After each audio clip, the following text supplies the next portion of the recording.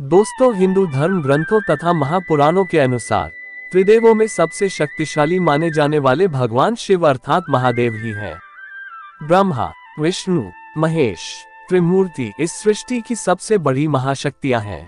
प्यारे दर्शकों, वीडियो में आगे बढ़ने से पहले आप सभी सद्धिजनों से विनम्र निवेदन है, यदि आप चैनल पर पहली बार विजिट कर रहे हैं तो चैनल को सब्सक्राइब करके घंटी के बटन को ऑल पर अवश्य सेट कर लें, ताकि चैनल पर आने वाली अगली वीडियो का नोटिफिकेशन सबसे पहले आप तक पहुंचे। मित्रों, ब्रह्मदेव को छोड़कर भगवान विष्णु और भगवान शिव समय समय पर अवतार लेते रहते हैं, ताकि सृष्टि के संचालन को अच्छे से चलाया जा सके। इसके लिए भगवान विष्णु अब तक 9 अवतार ले चुके हैं, जबकि भगवान शिव के अब तक 19 अवतार लेने की कथा का वर्णन किया गया है। ऐसे ही भगवान शिव के 19 अवतारों में से 3 सबसे महाशक्तिशाली अवतारों के बारे में आज हम चर्चा करेंगे। देवों के देव महादेव सृष्टि के विनाशक हैं, जो इस सृष्टि से जीवन तथा अहंकार एवं बुराइयों आदि का अंत करते हैं। जब जब इस सृष्टि में अहंकार अपने चरम पर पहुंचा है, तब तब महादेव ने विनाशकारी अवतार रूप में आकर अहंकार का नाश किया है।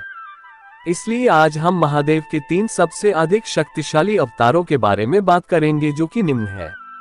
महापुराणों के अनुसार माना जाता है कि भगवान शिव के काल भैरव अवतार को सृष्टि के निर्माण के समय जन्म दिया था।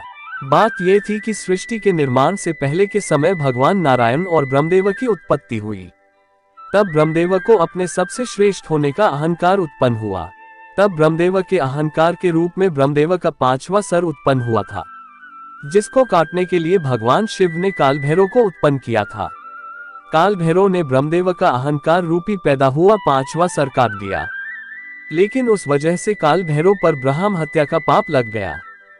काल भैरव ब्रह्मदेव के उस कटे हुए शीश को लेकर बहुत से तीर्थ स्थानों पर घूमते रहे, लेकिन उन्हें ब्रह्म हत्या के पाप से मुक्ति नहीं मिली। लेकिन अंत में जब काल भैरव काशी पहुंचे तो वहां पर उन्हें ब्रह्म हत्या के पाप से मुक्ति मिल गई और हमेशा के लिए काल भैरव काशी में ही स्थित हो गए। काल भैरव भगवान शिव का पहला अवतार थे, जिन्होंने सृष्टि के रचयिता ब्रह्मदेव का शीश काट दिया था। वह महाशक्तिशाली थे। भगवान शिव का दूसरा महाशक्तिशाली अवतार का नाम था वीरभद्र। वीरभद्र की उत्पत्ति भगवान शिव की पत्नी सती के पिता प्रजापति दक्ष को मारने के लिए हुई थी। प्रजापति दक्ष का अहंकार इतना अधिक बढ़ गया था कि वह भगवान शिव की पत्नी माता सती के मृत्यु का कारण बन गया था। माता सती के मृत्यु से भगवान शिव इतने अधिक आहत हुए कि वह क्रोध में तांडव करने लगे, जिससे ये सृष्टि कांपने लगी थी। तब तांडव करते हुए महादेव ने अपनी जटा का एक हिस्सा उखाड़ कर जमीन पर फेंका, जिससे वीरभद्र की उत्पत्ति हुई। महादेव ने वीरभद्र को यह स्पष्ट आदेश दिया कि तुम इसी समय प्रजापति दक्ष के राज्य में जाकर उसका अंत कर दो, और जो भी तुम्हारे रास्ते में आए, चाहे वह देवता, दानव या मनुष्य कोई भी हो, उसे भी भस्म कर दो। वीरभद्र, जो कि महादेव की कुंडलिनी शक्ति का प्रतीक था, उसी क्षण प्रस्थान करता है और प्रजापति दक्ष के महल में आकर उनका यज्ञ विध्वंस कर देता है। वीरभद्र से लड़ने के लिए प्रजापति दक्ष अपनी सेना को आगे कर देता है, लेकिन वीरभद्र एक एक करके सबको पराजित कर देता है। उसके पश्चात प्रजापति दक्ष भगवान नारायण से सहायता मांगता है और वीरभद्र से लड़ने के लिए विनती करता है। तब नारायण वीरभद्र से लड़ने जाते हैं, लेकिन एक ऋषि के दिए गए श्राप के कारण वह उनसे हार जाते हैं। कुछ ग्रंथों में ये भी वर्णित है कि भगवान नारायण ने वीरभद्र पर सुदर्शन चक्र से वार किया, तो वीरभद्र ने उनका सुदर्शन चक्र निगल लिया। तब नारायण को यकीन हो गया कि आज प्रजापति दक्ष की मृत्यु निश्चित है, इसलिए उन्होंने वीरभद्र से कहा कि अब मैं आपके रास्ते में नहीं आऊंगा।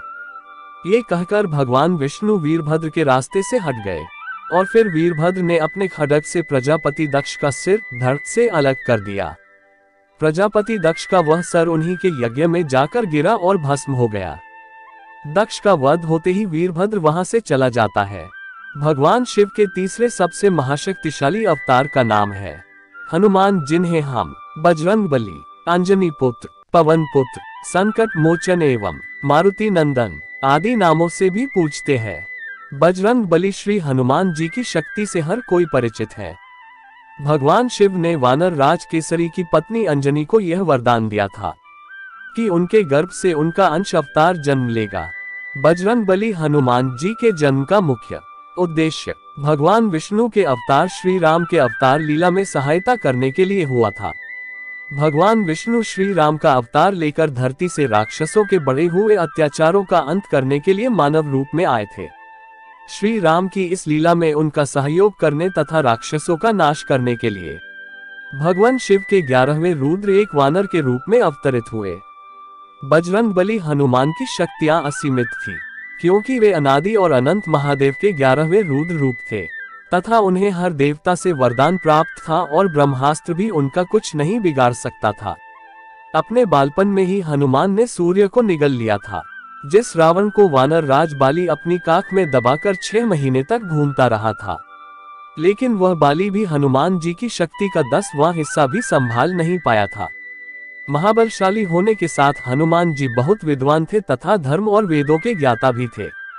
वह अपने शरीर को किसी भी आकार में ढाल सकने में सक्षम थे। जनक सुता माता सीता ने उन्हें 8 सिद्धियां और 9 निधियों के दाता होने का वरदान दिया था। उम्मीद करता हूँ वीडियो में दी गई जानकारी आपको पसंद आया होगा। तो प्यारे दर्शकों, वीडियो को लाइक, शेयर और चैनल को सब्सक्राइब करके कमेंट बॉक्स में हर हर महादेव अवश्य लिखें।